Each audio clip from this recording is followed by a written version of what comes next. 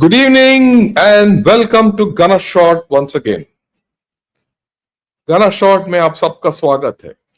Today we are going to talk of something very interesting, the declining China. Day before yesterday, with Professor Kondapalli, we spoke of a China which is rattled.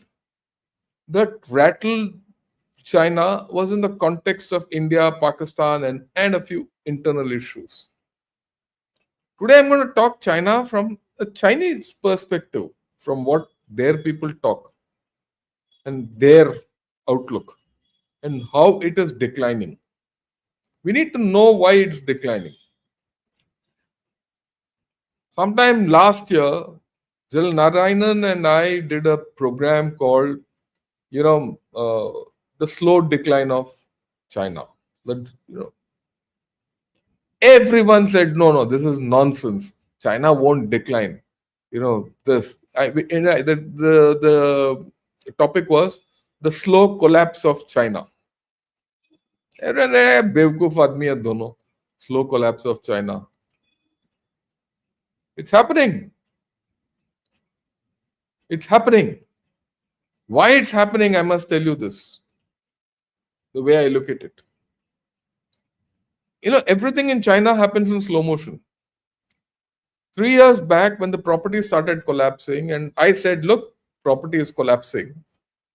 People said, nonsense. Property is not collapsing. But down the line, today property is collapsed. Their property sector is gone. I mean, that's the main pillar of Chinese growth. That's gone. How can your country, survive if your main pillar of your house is collapsed or grow ahead? It's been now 1 year since the collapse of the property sector. There's no revival. In fact, if anything, the decline is now pronounced. There's contraction of the economy, there's deflation, there's declining demographies, X, Y, Z. I can keep talking. But I'll put across to you certain key factors of this decline. And you understand from that perspective of what I'm going to tell you.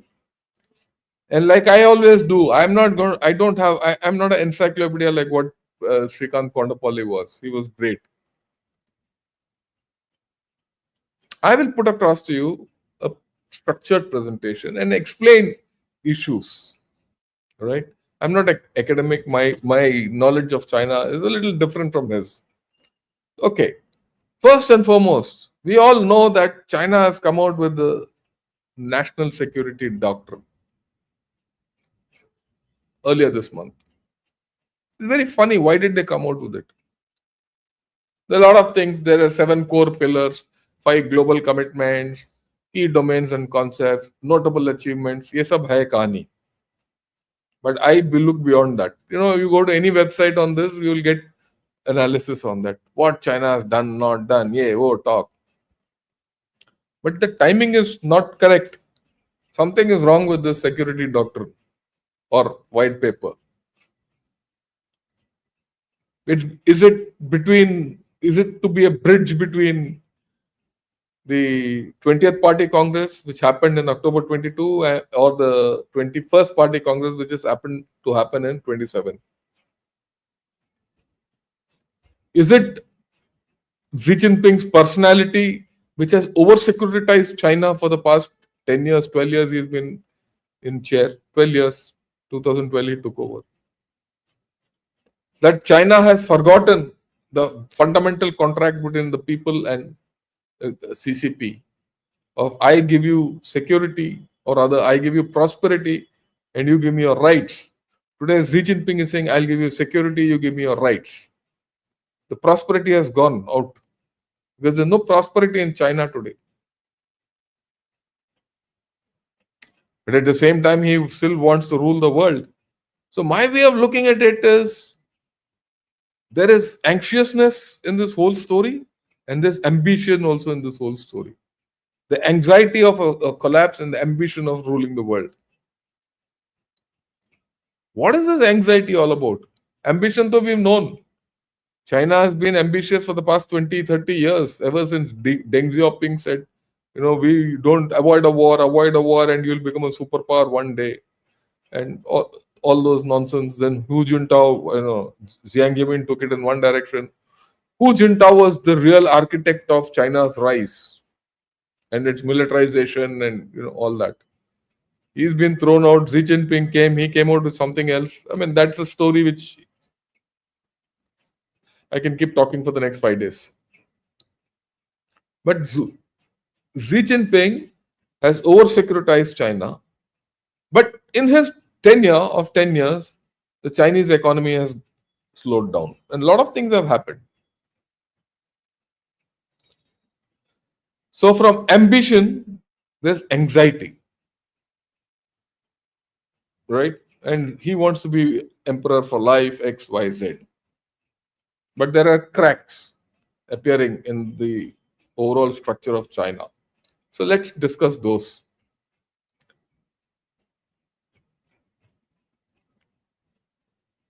Few days back, 2, 3 days back, it's come out. There's this general, He Hongjun, or Jobi. He's died by suicide. Last year, Xi Jinping, if you see here, made him a full general. And this year it dies. He is Xi Jinping's chela. And he's been implicated in corruption or whatever, and he's no more. Very serious. He's a full general.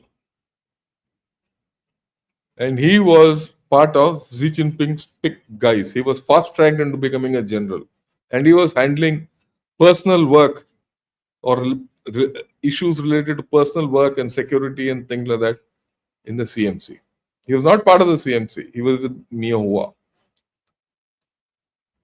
Oh, every guy who was Xi Jinping's hand-picked guy in the CMC has been finished. Li Shangfu was thrown out last year. Right? He became the defense minister, and then he was thrown out for corruption, this, that, and all that. PLARF and all. October, November, Mia was again a key pick of Xi Jinping, thrown out. Now, it is rumored that he was, put under the ringer, and he sang like a canary. And he gave out a whole lot of names who were involved in whatever activities, whether it's anti-state activities, anti-party activities, anti-Xi Jinping activities, whatever. But he was supposed to be the key member. He was a key chap of Xi Jinping, taken out by Zhang Yuxia, who is the vice chairman of CMC. And mind you, Zhang Yuxia was brought into the CMC because of Xi Jinping.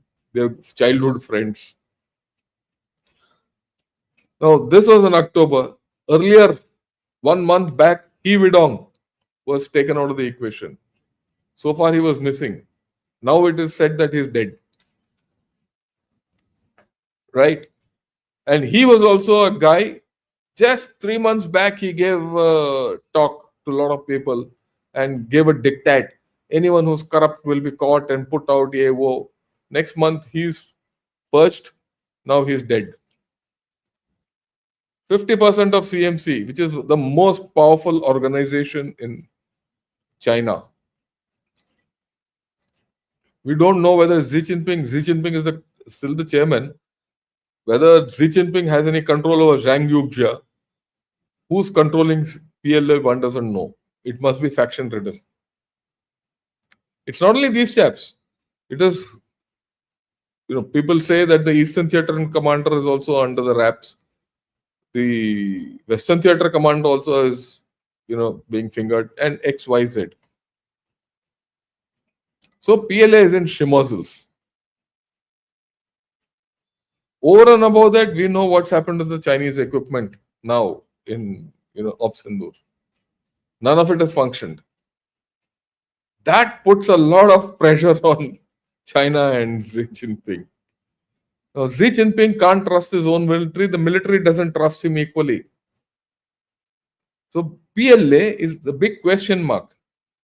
The leadership, the equipment, fighting capability, loyalty to the party, everything is suspect. There's a problem. Okay. So, and like I said, the CMC is the most powerful organ of the in China.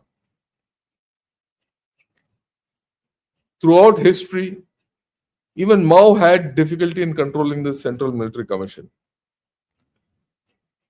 Deng Xiaoping, after he relinquished his role as the president of China and the general secretary of the party, he still had hold over the CMC as a chairman.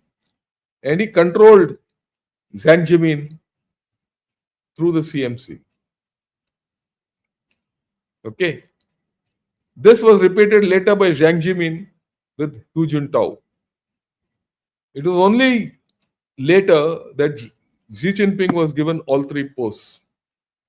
Despite that, there's a rift. So there's a problem. Okay. The problem doesn't end there.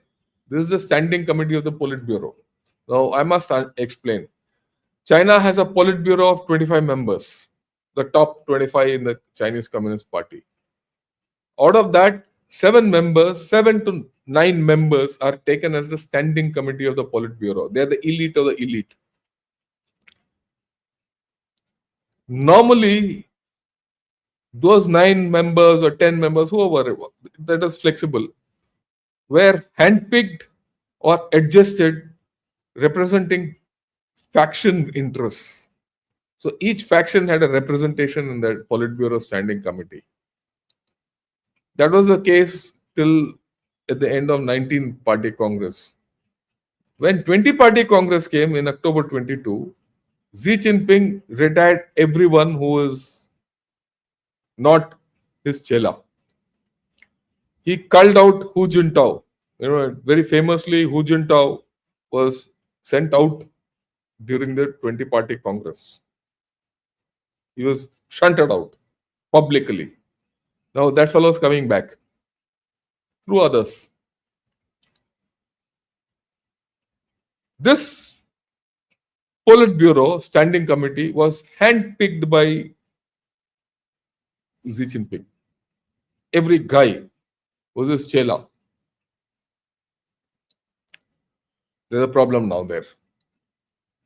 What is the problem? Sai Chi was supposed to be his personal secretary. If you go by what people say and what rumors are coming out, Sai Chi has turned against Xi Jinping. He is no more in support of Xi Jinping. Wang Huning. Wang Huning is a survivor. He served with Jiang Zemin, Hu Jintao, and now Xi Jinping.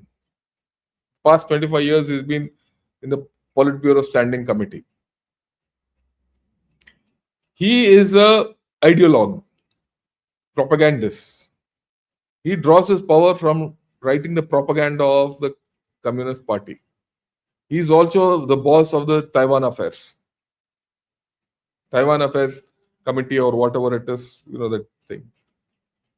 Office of Taiwan Affairs, I'm forgetting the thing. So he is the boss there. Now, he is showing signs that he wants to come to the top. And he's been spoken of in the past 6 months on and off that he could be one of the successors of Xi Jinping. And then there's this guy, Li Qiang, the Prime Minister of China. He was, the top honcho in Shanghai during the COVID. His performance was pathetic. Everyone thought he'll get axed. But lo and behold, he became the Prime Minister. Why? He was loyal to Xi Jinping. His only qualification was loyalty to Xi Jinping. The others are also all handpicked. They don't have much standing. Now, Kai Chi has turned against Xi Jinping, as people say. Will Wang Huning also plow his own path? Or a new guy will come from outside? We don't know. Because that's hazy still. The CMC is in wrist. It's completely broken up. This is in a mess. So the question is, who will succeed G? Is now making rounds. You take any China observer, Lee's Real Talk, ye, wo, everyone says who will succeed Z. Okay. So there's political chaos. Military is not up to it. Politically, people are not up to it. Economically, also, it's bad. Out of the blue, a national security white paper comes. There is chaos. And this happens when there's decline. I have no doubt about it. Right? Okay. Every year, China sets a target, GDP target. Last year, they said around 5%. This time also, they gave indications of about 5%. Already 3-4 months into five, we're in the fifth month, half the year is getting done. China cannot reach anywhere near 5%. In fact, Rhodium Group puts it at about 1 or 2%. That's the most, even that is an overstatement. Many people say China's GDP has started contracting. And China's GDP is always overassessed by about 20 to 30%. It's been doing so for the past 30 years. It cannot be 19 trillion. Yeah, maybe about 8 to 10 trillion or 11 trillion. That's it. That's the assessment. That's the baseline assessment of many people. The official thing is 17 trillion. There's a big gap. And now people have started coming out and saying, oh, we should only target 4%. They know 5% is out of question, 4% also is out of question. And they say focus on jobs, debt, yeah, whoa, because people are in debt, people don't have jobs. If it goes like this unchecked, there might be a revolution. As simple as that. Are there intent? Is there social interest in China? I'll come at the end. I saw some article which I picked out. We'll talk of it. Property was the biggest pillar, 20%, 30% of Chinese GDP. They're hoping that it's bottomed out. I showed this Caxin Ekai Global. One of the top economic websites says, has the property sector. But no. First, Evergrande collapsed. Then Country Garden went bust. The complete Chinese machinery said the third big developer was Vanke. Vanke should not be allowed to go bust. They said, no, Vanke's business model is good. Then China supported Vanke. Right? Vanke is bust. Today, Vanke is gone. Thank you. Right? I see one idiot from China coming and talking. Right? Now, we are talking of him. Their bloody pants are down. Okay? Their pants are down. So, Vanke is gone. Okay. Now, there's something else happening. Local governments at local level are trying to buy land and give money to the developers to continue. Developers don't have money because they've taken money from people. They don't have any more money and they've spent it wherever they want. That's all gone. They can't finish the flats, but they have land which they took from the local governments. So the local governments are buying that land and giving money to the developers. Ke bhai, ghar to khatam karo. So now a reverse flow is happening. China is trying its best to revive its property sector, and it is not happening. It's not happening. It will not happen. Next problem: consumer inflation rate. How will look? I've always said India is a consuming economy. China is not a consuming economy. Japan is trying to become a consuming economy. Germany is not a consuming economy. Germany, Japan, and China are exporting economies. Now, the problem with the exporting economies, they were all aided economies. They were aided and abetted by USA. These chaps used to produce and USA used to consume. They never had a habit of consumption. So USA can twist their tail, which USA is twisting all three tails. USA can't twist India's tail because India consumes. We are not bothered about anyone else. We want someone to give items to us to consume. And this is the consumer inflation rate in China. It's going down. Chinese consumption is going down. Chinese consumption can't go up because the population is declining and they don't have jobs and they're in debt. The average chap in China is going poorer by the day. Right? And a lot of people now are saying transfer wealth from the state-owned industries and the wealthy state part of the economy to consumers to kickstart consumption. Not able to do it. It took 10 years for Japan to get to that Abenomics. Maybe someday I'll explain.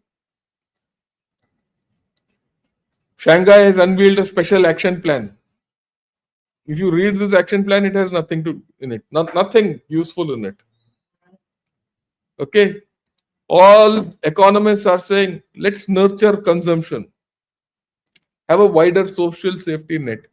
You'll be surprised. This is the problem of communism.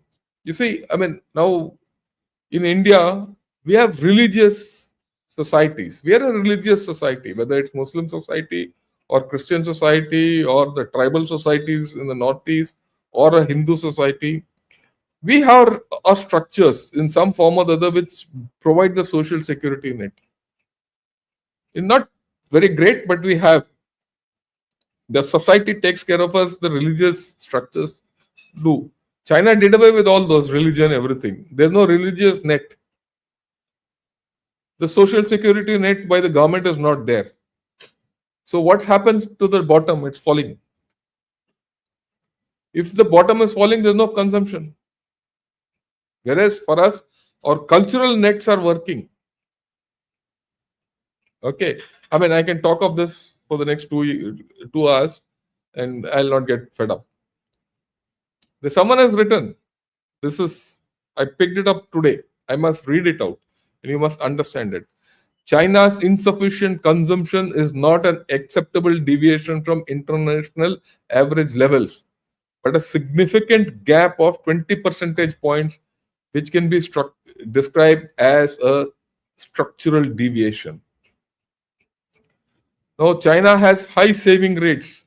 Its high saving rates and low consumption rates are related to significantly high proportion of government net assets and state-owned equity capital in society's total assets. That's what this fellow is saying now, which I've been saying for the past 1 year. China is a rich state with poor people. Now they started accepting it. And now they're coming out with the writings like this. He says this characteristic was advantageous when we were in the industrialization on investment-driven stage.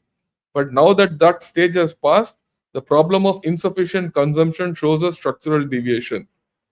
Yes, playing with words to say everything is okay, but the bottom is falling out. He says we have a choice. We face a choice, rather. Should government net wealth and state-owned capital returns continue to be used for savings and investment? Or should they be redirected to support consumption? That means what he's saying is take money from the state-owned thing. The state has to give free money to and put money in the pockets of people to start consumption to re-kick the economy. But is it politically acceptable? If the armed Chinese is given money and he starts spending like an American, he'll question Xi Jinping and the Chinese Communist Party. He'll want political freedom also. पैसा मिल गया तो political freedom चाहिए भाई. He'll go to hell. That is what Xi Jinping has now ensured, that there's not enough money with the people. Xi Jinping turned towards hardcore communism only because at the end of Hu Jintao's tenure in 2000, when was that? 11-12, China was coming to a stage where a lot of people had money, and guys like Alibaba's Jack Ma wanted an alternate currency system. through crypto and things like that, and he wanted more freedoms. That's why Xi Jinping threw him out. So the danger of putting money in people's pockets for consumption has to be weighed politically against economically. In China, politics always wins. Anything to do with China, look at the politics. Now we'll come to the trade war. One thing I must say, whatever we'll talk of Trump and India, USA tomorrow evening with Gayatri Devi ji, इन हिंदी में बात करेंगे हम India US relationship, वो पर कल की बात है. बट जो भी है, ट्रंप हैज पुट गुड चाबी on China. He's caught China with pants down. Though today Chinese factories are closing and the jobs are getting hit. There's a huge job loss. Even now, with just this 30% tariffs, and they're now negotiating, even with this, there is job losses in China are continuing. If the tariff talks don't go well between China and USA, the job loss in China will be so huge that they will not be able to manage it given the current political situation. No one else can consume what China produces.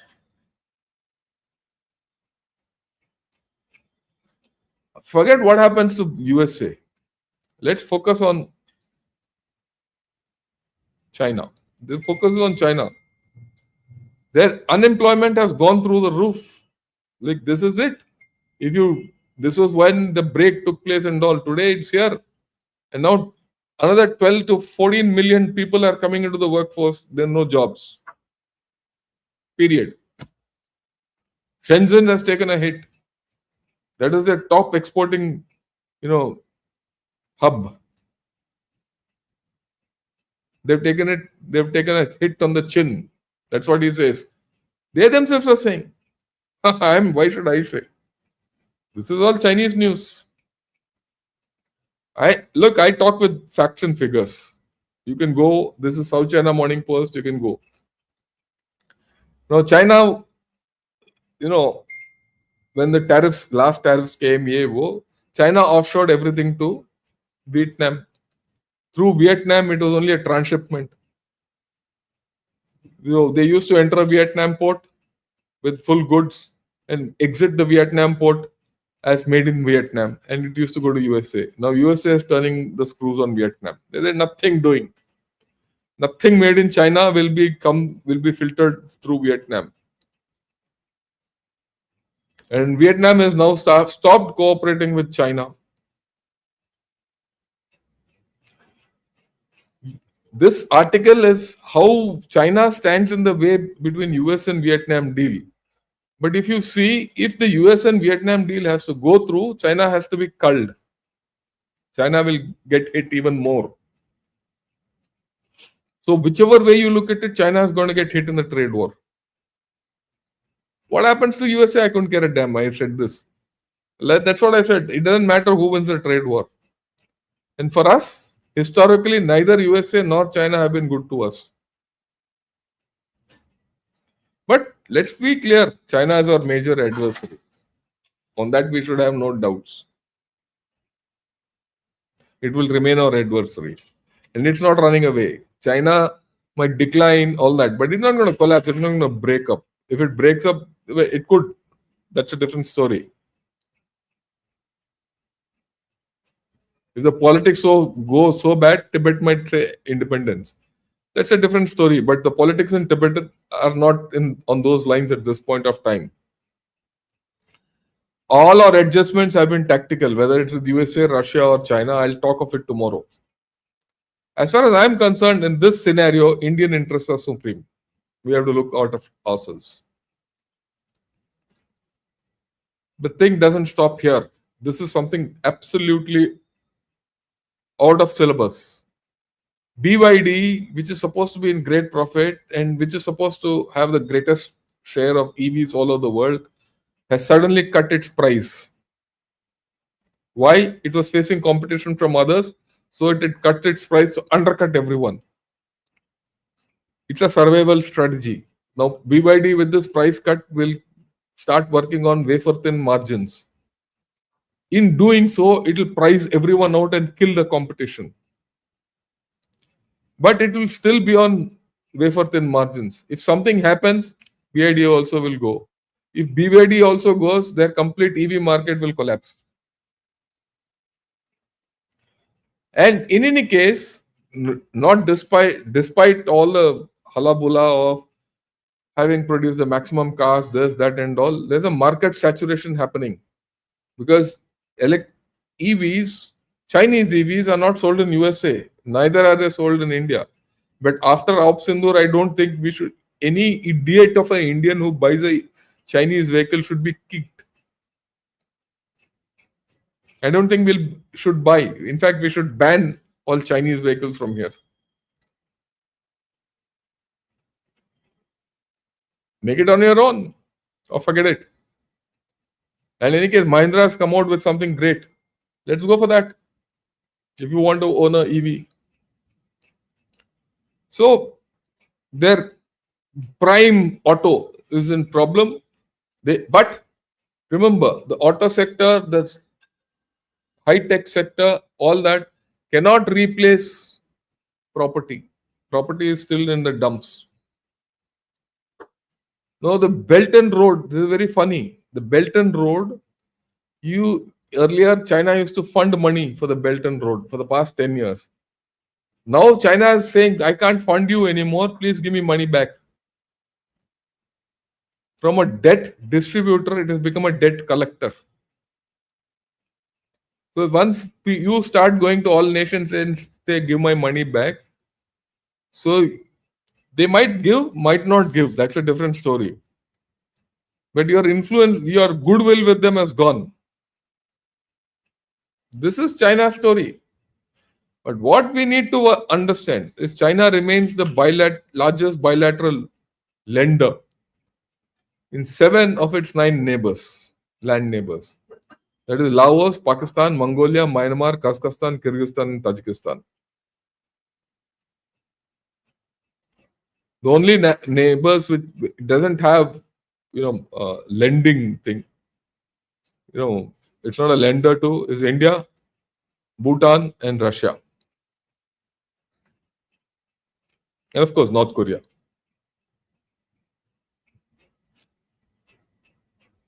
They're trying their best that birth rates are not going up. In fact, they're going down. They're just going down. Incentives, piggy poogie, sab kuch kar lo. No subsidies, whatever they're doing, they're going down. So if people are not there, how will you consume? There's a nice study. It says, look, a lot of consumption in a household takes place due to children. Children want toys, children want clothes, children want this, children want that. You want to invest for children. So a lot of it for children. When you don't have children, there's no consumption. Isn't it? Just think for yourself. If it's only you and your wife, what will you consume? You have 2 days for 3 meals. You will live a grand house. What after that? What? We all live for our children. China stopped living for that. They have only one child, and many chaps don't have children. So Chinese will live for robots. And then this alignment, there's a new geopolitical problem on the horizon. North Korea. North Korea was supposed to be their, tight partner. No more. Why North Korea is their most dangerous thing? This is North Korea. Have a look at it. And let me make this bigger. Okay. North Korea is just 500 kilometers or 600 kilometers from Beijing, heartland. No other adversary or no other area is so close to Beijing. Taiwan is far away. Whatever happens in Taiwan, they're not bothered. South China Sea is thousands of kilometers away. Indian border is thousands of kilometers away, 5,000 kilometers away. They're not bothered. But what happens in this Korean peninsula, 700 kilometers away, they're bothered. And this North Korean chap has gone to Russia, towards Russia. He sent troops to Russia. He depends on China satellites from Russia. Now he is taking energy from Russia. He's not. He's already said two tengas to China. He wants to make a deal with Trump. Now Trump is saying, "I want to make a deal with you." The moment Trump starts entering North Korea, just imagine he's sitting on next to China. South Korea is in a problem of its own politically, and they want to nuclearize. So geopolitically, it is not only against India and Pakistan that China is this thing. In fact, Pakistan and China, India are its least problems. The bigger problems are here for China. You have to look at it from Chinese perspective. They don't have the capacity to come here. Let me be very clear. Yeah, look at this. This is yesterday. There's a textile factory in Sichuan province which has been burnt. Why? There was a chap who was not paid, or some chaps who were not paid. This article is hazy. Because he was not paid, they burned the textile factory. 2 months, 3 months back, if you remember, there was mass killings. One chap drove a vehicle into people and killed 60 people. One chap went and did knifing of 13, 14 people. Now these things are coming up slowly. Is there unrest happening?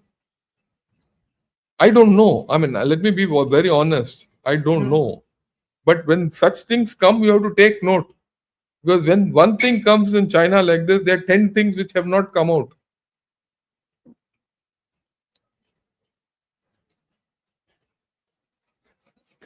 And they can't help themselves. They're again building a huge canal where there's no water.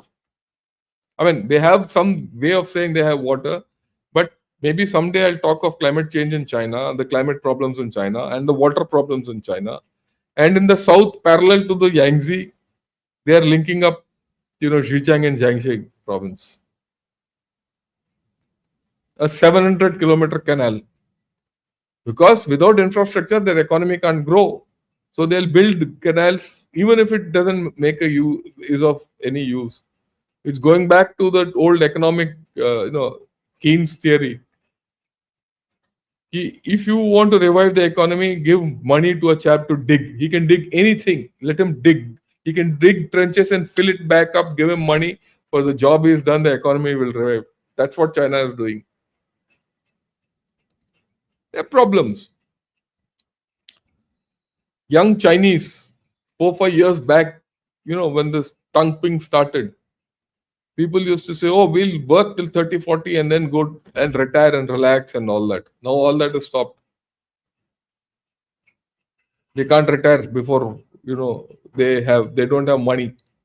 Because the money they had, they put in flat flute. That flat has gone down the drain. Its resale value, whatever it is. Now they have to work. If they don't work, they'll starve. Period. All this they are saying. I'm not saying. Trump has barred Harvard. There's a whole story going on. And the biggest hit of foreigners enrolling into Harvard will be Chinese. So their influence operations in China, in USA, is going to take a hit because they were dominating Harvard. Harvard is the biggest, the apex of the Ivy League. The top was Harvard. Harvard Chinese can't go now. In any case, Chinese are not being, allowed too much in China, in USA. So their influence, their thinking, higher education, all at risk. Last time I did this thing on China, I said the rates are down to 1%. Deposit rates. So Chinese are lost. This I said last week. Rate cuts happening now. People don't know where to put the money because you put the money in the bank, you get nothing. You might as well keep the money at home. How will you keep stacks of money at home? Someone will rob it off. The day is not far when Chinese have to pay to keep money in the bank. They can't put money in the stock market. The stock market is done. They can't put money in this Chengdu aviation where J10s they'll sell all over the world because that stock is also going down along with the rest. They can buy gold. Gold they're buying. How much can they buy? How much can they hoard? And Xi Jinping has not allowed money to flow out. It will only go through Hawala routes. So if you see all this, mind you, 1 week, 10 days. Last time I spoke on China to now it is worse. Xi Jinping in the beginning of the year called all private people and said, I will revive private sector. But private sector is being squeezed by local governments. They say, "Acha, private sector, hai, you want to work here? Please first give money because local people don't have money. Local governments don't have money, so they were milking private sector." China is trying to, at the state level, they're trying to tell the local governments lay your hands off private sector. But where will they go? So there is a rift between the local governments and the state, central government. This story, China clamps down harder on local government shakedowns of private businesses. I've been hearing for the past 4 months, ever since Xi Jinping met all businessmen. Somewhere around February, March, he met. I don't remember. I did a program on it also to revive private, because people feel that only by reviving the private sector will Chinese economy revive. Chinese economy will not revive. It's only going down. And if the economy keeps going down, we'll go back to Clinton. It's like the economy is stupid, so China is in decline. Why should I say the China is in decline? They themselves say China is in decline. They said fresh belt tightening push takes aim at white elephants, lavish meals, and flowers. So you can't buy flowers in China. No lavish meals. So if you can't buy flowers, the flower industry will go down. That's simple. I mean, everything has a cause and effect, no? You don't have lavish meals, the restaurants will close down tomorrow. You don't have money, damn it. So you have to do belt tightening. This is what they were doing during COVID. COVID was different. You had lockdown, down, and all that nonsense. No other country is doing all this except China. In USA, the opposite is happening. Automatically, people are not buying anything, or the rate of buying is going down because there's nothing on the shelf.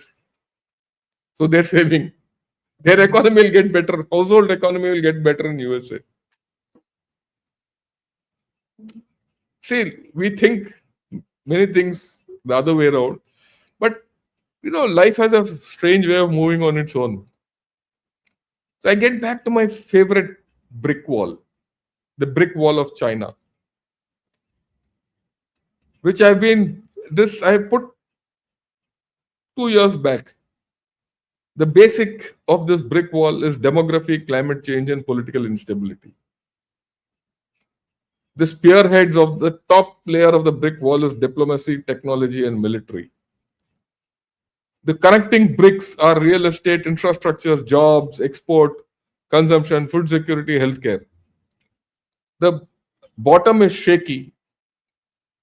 Demography, climate change, and political instability have set in. Demographic decline. Climate change is common to all, so it will affect all. But in China, it will affect more because they built. Now, if a flood comes in a vacant stretch of beach, some flood will come, water will go, some coconuts will go off, and some sand will go off. But if there are 4 mansions and well-developed beach, and the flood comes or a tsunami comes, all those mansions will go. So your development has a cost, and development cost of climate change is very high in China today. Or the loss due to climate change as a result of overdevelopment, they are getting hit. Okay. We know real estate, infrastructure, exports are down today. Private sector is not anywhere. We saw that. Jobs there, consumption is not there. Food insecurity is just about around the corner. In any case, China is perpetually food insecure. Healthcare is useless. What was on the top? Diplomacy, technology, and military. The military is now in dumps. Diplomacy is not working. Only technology is the only thing which is standing. The rest are all gone.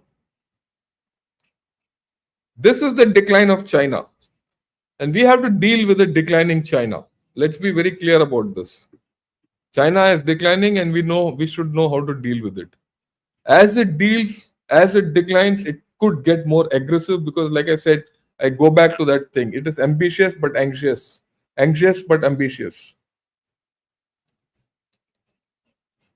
Will that ambition externalize problems? Will it give a boost to Pakistan? And China has a history. In 62, Mao Zedong invaded India when during the Cultural Revolution, during a famine. So this mad disconnect between what China does externally and internally, they're two different things. We have to take care of our security, of our economy. How do you do that? We'll discuss. I'm only now trying to put across things. Do we have anything to fear? We don't have anything to fear. How we deal with China is something I'll get a panel to discuss. But I thought today I'll put across to all of you where China is. His economy is going down, your economy is going up. The rate of your economy going up is pretty fast. So you have to find a new modus vivendi. Should you get distracted by Pakistan?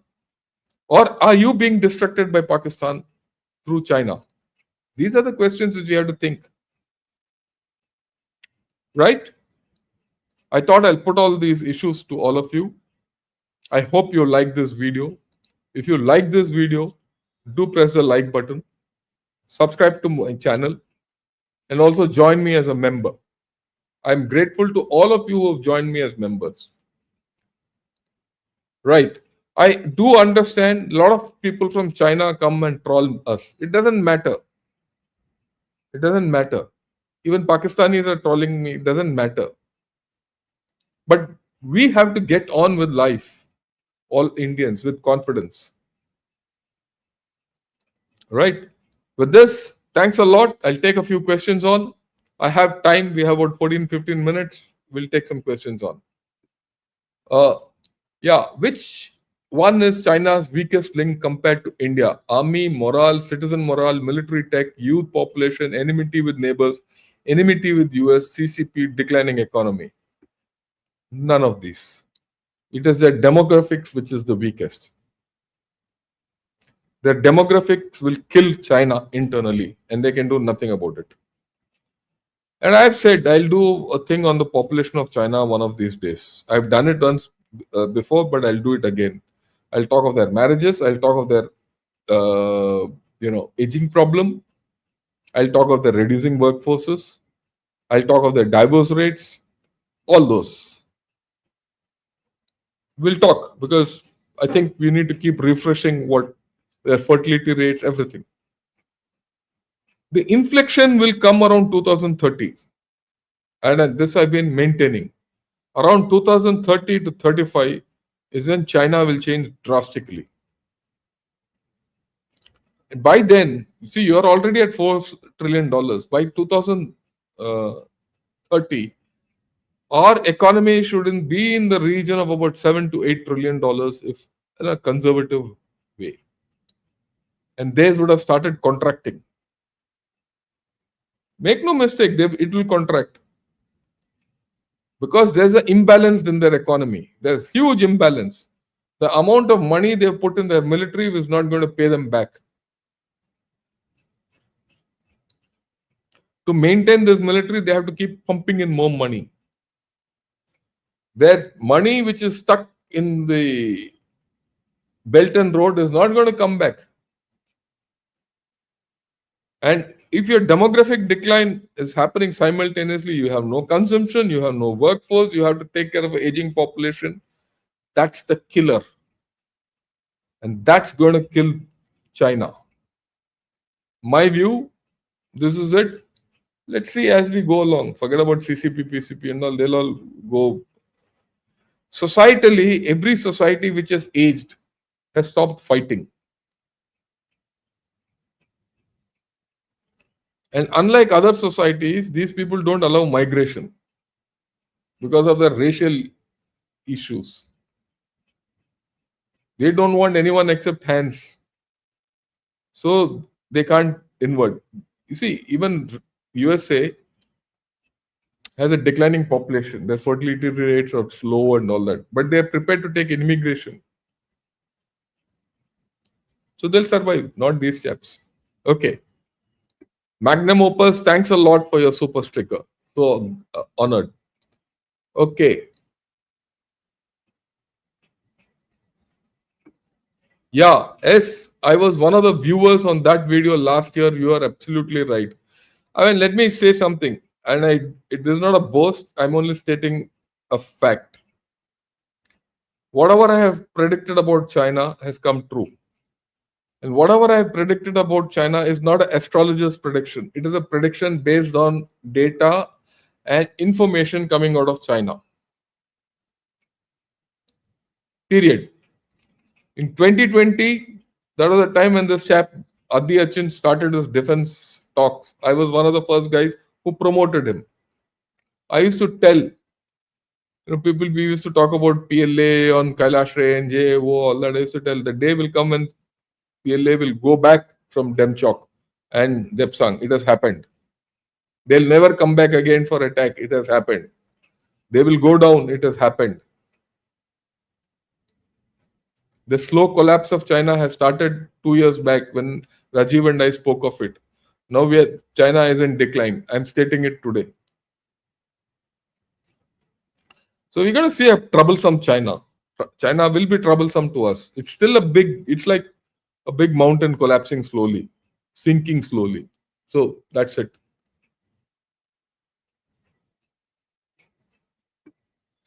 Yeah. What's China's hammer and anvil approach for India, sir? Very simple. Pakistan and trade. Pakistan, trade, all that. They've hammered you with Pakistan now. That's the hammer. Your neighbors, I mean, so many things they can do. They built it over years. You have to now break it.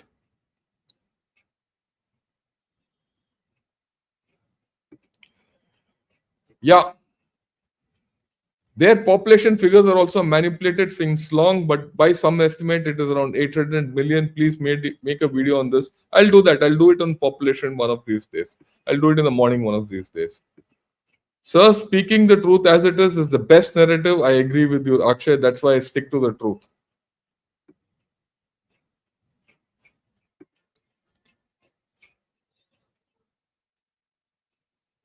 Won't China's economy grow if they stop bullying the world, especially the USA, and do a trade deal? They can't. Look, economy is not a factor of just being nice to everyone. It's a factor of people. People make economy. It's not technology which makes economy. It's not robots which make economy. It's people. Economy is about people. When there are no people, what economy is there? Yogesh, all viewers, please click the like button, subscribe to this channel, share videos and with your family and friends. Thanks a lot, Yogesh, for your help. I request all of you to do so.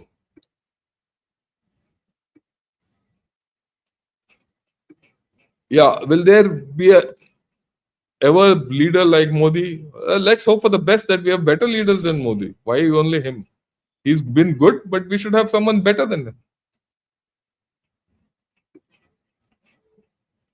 Yeah, your biggest asset is your data source, what China writes about itself and not what perception is. Yeah, that's it. You have to analyze what they've come out with. In the next 5 years, robotics will mainstream and every house will have a robot. It might change everything for China. Robotics, AI, to clone, manufacture. Yeah, your value program, you're being too optimistic. Then you will say, yeah, two robots can have sex between themselves, and what about man and woman? They don't need to do that, and then they don't need to procreate. Robots will procreate through AI, and it will become. Yeah, you're looking in some science fiction. Forget it.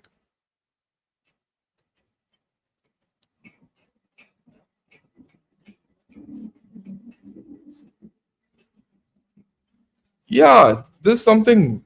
Uh, Respected sir, what can we Hindus do to counter China's influence peddling through real estate deals in Western nations and be good Hindus? Yeah, that's good enough. Be true to your dharma and do your dharma well. Or Mahabharata has everything what we have to do. Live life that way. We'll do well. Everyone wrote off India. We have civilizational strength. We will change. We will come up. I've given you that thing that there is no force in this world which will stop us to reach our destiny. Be be very clear about that. Rajendran Nair, thanks a lot for becoming, YouTube my member of Ghana Shot. Yeah, ask Jen. Most likely, a reformer face will come up from CCP thoughts. I don't know. I don't see anyone at this point of time. There'll be a factional struggle. You see, maybe one day I'll talk of this because I have different view ideas of this. You have to go back to the Gang of Four time. You have to go back into the history. Xi Jinping has not allowed anyone to come up and develop. All these Japs are minions. The guy who comes will not have the political power, not will have the experience. So there will be a tussle. In this tussle, the economy will go even more down, and he'll make mistakes. They might make the mistake of going into Taiwan and getting hit. They'll get hit. So let's see. That's why I said we're going to have a troublesome period for the next 5 years. They're critical. I've always said 2025 to 30 will be critical in India's trajectory. It's critical for because of the fact that China is in a mess and it's going to be in a bigger mess. It's also critical because USA is getting into a mess.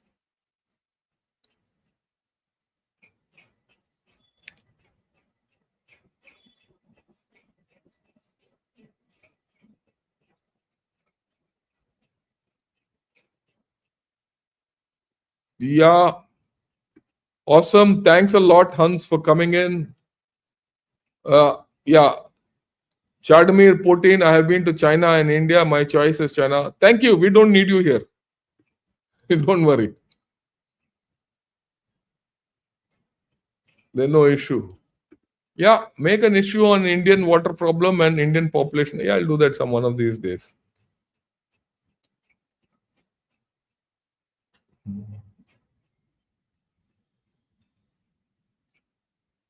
Let me see questions. Yeah.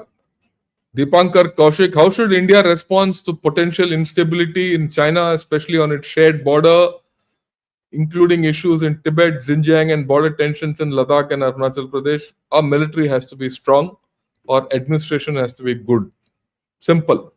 As simple as that. And we are heading there. Don't worry. You're the first credible voice that focused on the main threat to the free world, namely a CCP run PRC. I've been your avid follower ever since I realized that. Thanks for your service. Thanks a lot, Jayant, for having reposed trust in me. Whatever I've said is coming true, and I'm very happy for that. And equally concerned because we have to handle this problem. We would really appreciate if that presentation regarding the natural environmental process in the region. The science can't be argued with because one of their major rivers is in trouble. I'll talk of their environmental issues. I have a full presentation on it, which I've developed over the past 3 years.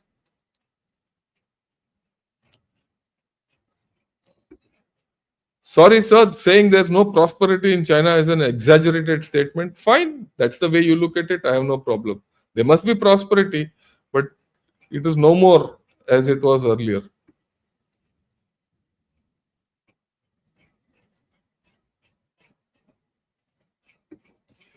We need big social media channels, news channels, all that. Yeah, we'll talk of it. I'm going to get General Shukin Chauhan, who's written two excellent articles on information warfare and all that, and info dominance. I'll get him to talk to you next week. In fact, he was to come talk today. Unfortunately, in Pune, there's a outage of या क्या बोलते हो net because of rains. So he didn't have net. So he said, "So I can't come today." I said, "No problems." So I spoke on China. Next time we'll speak on Bangladesh. Anyone doesn't come, it doesn't matter. I'll take my subject which I can talk of.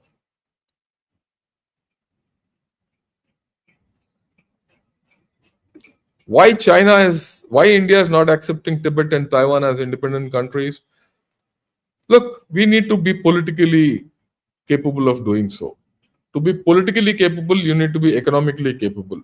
And there are issues. Maybe one of these days I'll talk about this in detail because it will take 1 hour plus to talk.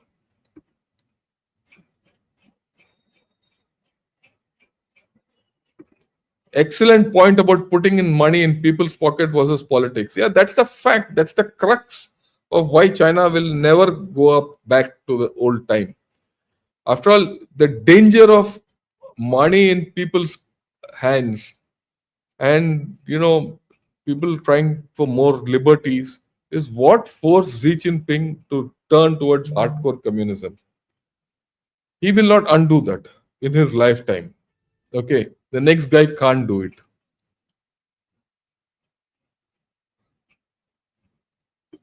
Yeah, Japan went through negative interest rates recently. They went through for nearly half a decade. Shouldn't we develop a Mandarin channel and project Indian point of view in Chinese language? I agree with you, but that's a different story. We'll talk of it. I'm analyzing China from our perspective, not to convince them. They are not having children because of the quality of relationship even amongst themselves isn't amicable. It's all about social status. They have tremendous problems. They have tremendous problems. I mean, we can't imagine the social problems because they are not coming out.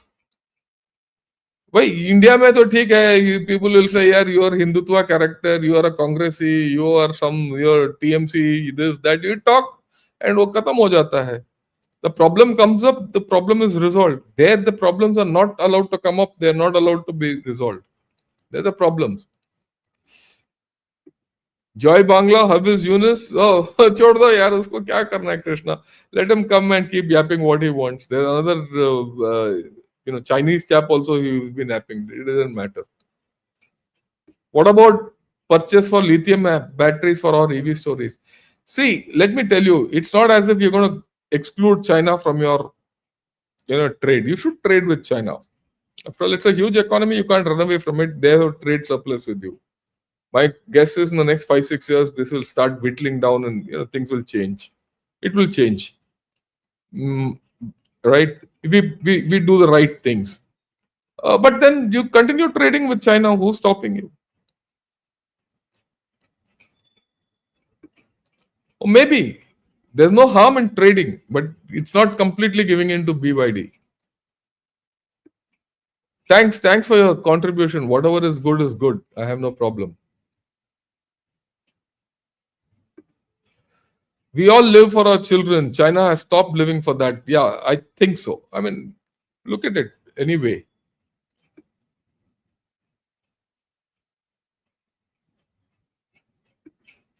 China is building their Beijing military city not for Taiwan but for the CCTV to hide when the people revolt. Yes, Ajay, I agree with you. Look, this is the only country where the army is meant to protect the government and the party in power against its own people. The primary responsibility of the PLA is to keep the CCP in power. The primary responsibility of the Indian Armed Forces is to uphold the Constitution of India. That's the difference between India and China. And that is why we will always be stronger. And the primary job of the Pakistan army is to remain in power.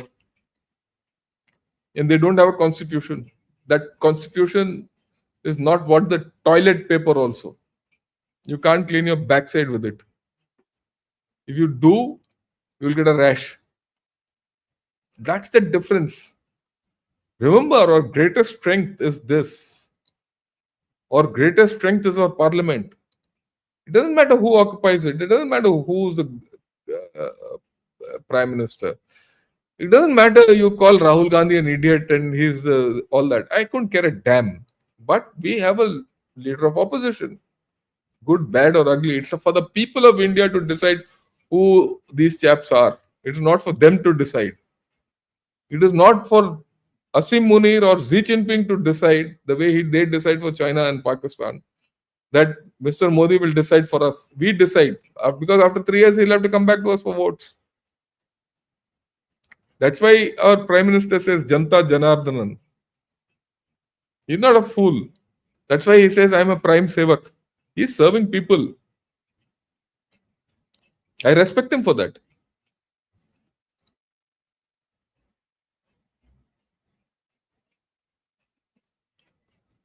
Yeah.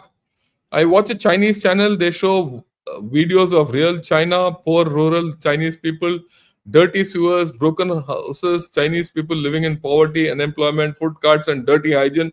And this is going up, incidentally. I can't access all this sitting in, where I am. But what you're saying is 100% right. We don't see the seamy side of China. Whereas in India, we don't mind showing the seamy side. That's the openness. By whatever is the worst in India, we show. The best is for you to see. Whatever's the worst in China is hidden. They only show you the best. That's the difference. Pakistan में तो कुछ है ही नहीं है ना, छोड़ दो.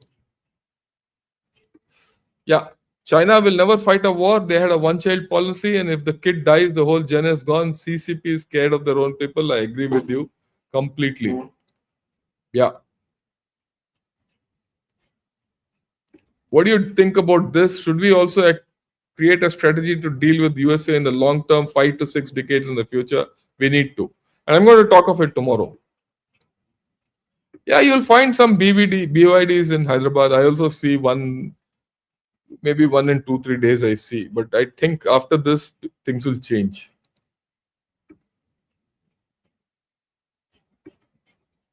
Tibet demographics have been altered heavily. There are more Chinese. No, I don't think so. That study of mine doesn't say so. This is a popular perception. There's still more Tibetans. The number of Chinese have gone up because of the projects there. They go for projects, live for 4 years and run back. No one wants to settle there.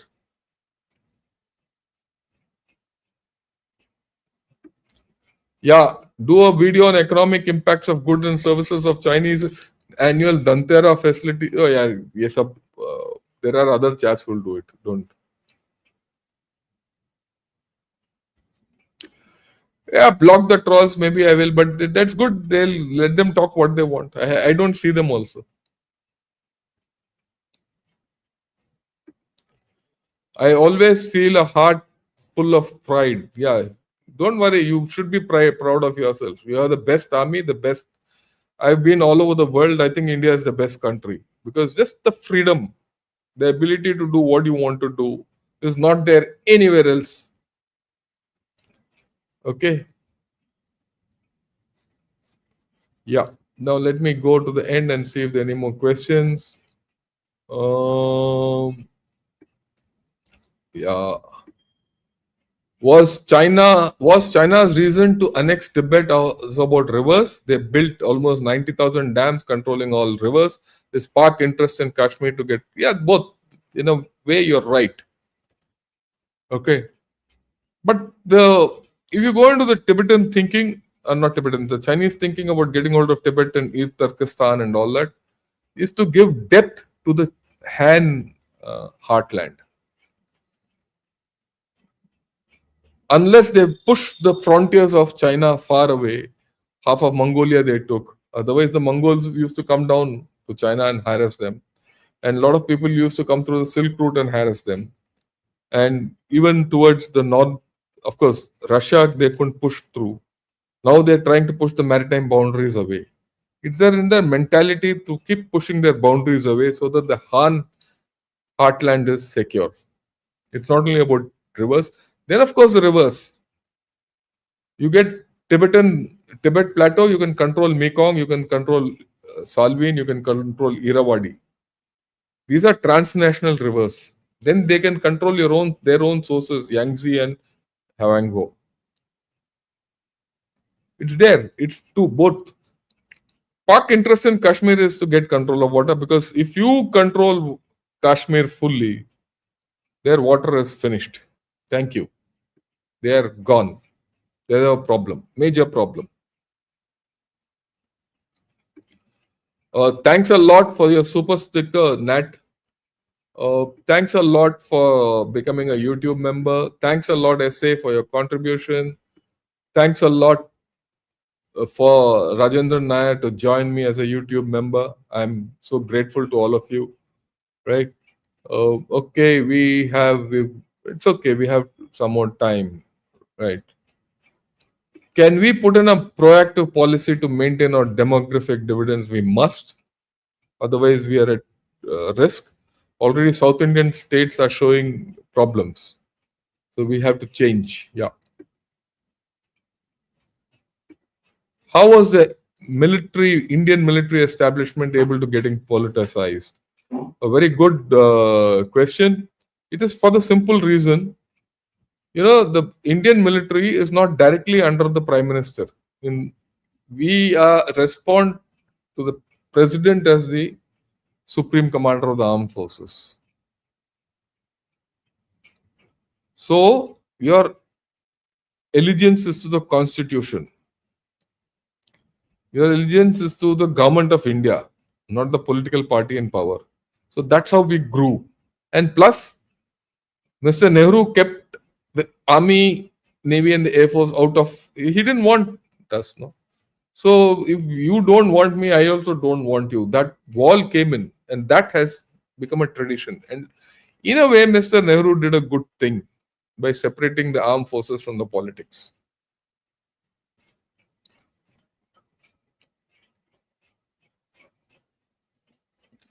If more Chinese people went back to an agrarian lifestyle, would it help? I don't think so, John. I think the time has passed. And I'll tell you why.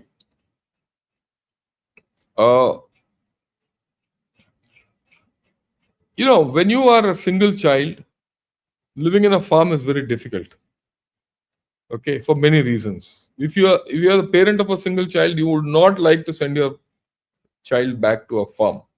And if you lived your life completely in a urban area, you can't go and live in a farm. So you can't go and live in a farm. How will you send your child to the farm? So how will you go back to that agrarian society? You can't. And agrarian societies means you have to compromise with GDP, which is anathema to the CCP. So see, China will go through a struggle. Let's be very clear about it. That struggle has started from my side. 3 years back, I couldn't think of this kind of a struggle, what I'm seeing now. Though I did understand that there'll be some strife, not the way it is. It's going to get worse.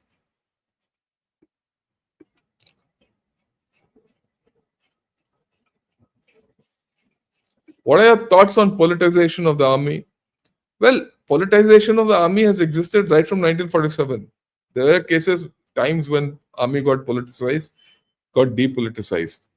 I don't think the army is politicized, because I've been interacting with a whole lot of people.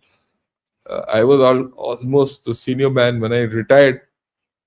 I was senior to the vice chief of the army, right? All that. We are not politicized. There will be some strains. You can't live away from reality, but that is only at the higher echelons. Lower echelons have no allegiance to any political party. India has too much democracy. Why are we tolerating communist China lovers in India, whose only work is to peddle Chinese propaganda? Nikhil, the point is this. India is a multicultural state, multi-ethnic state, multi-religious state. We need to have a very high level of tolerance and democracy. I've seen the length and breadth of our country. It's beautiful. Completely different. But with basic ethos amongst ourselves, or religion, or language, or eating habits, or cultures. When I say religion, it's not only in Hindu, it is also Hindu, it is Sikh, it is Isai, it is also Muslim, it is also other religions, Hinduism, Jainism, Buddhism. All these bind us. But all these are different. So you need to have democracy of a very high order.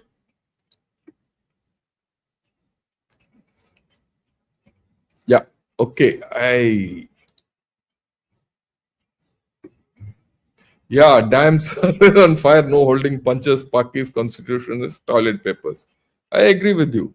I mean, I don't agree. I'm making a statement. I don't have a thing. Okay, fine. We have done for the day. I'll not be coming in tomorrow morning. But tomorrow morning, I'm going to put out an old video of mine on Baluchistan. That will give you a complete idea of where Baluchistan is as of today, or rather, what's the situation in Baluchistan. And maybe down the week, someday, I'll do a video on Baluchistan, how to use Baluchistan. Okay, this I did last month. I did this video last month. It's in Hindi, 1 hour. Go through it. It is quite comprehensive. It's worth your time to spend on that, right? And I have some meetings in IIT tomorrow, which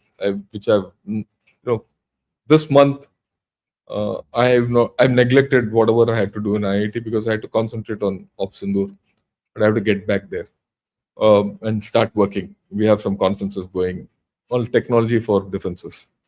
Okay, thanks a lot. Good evening and Jai Hind to all of you, and thanks for being here with me.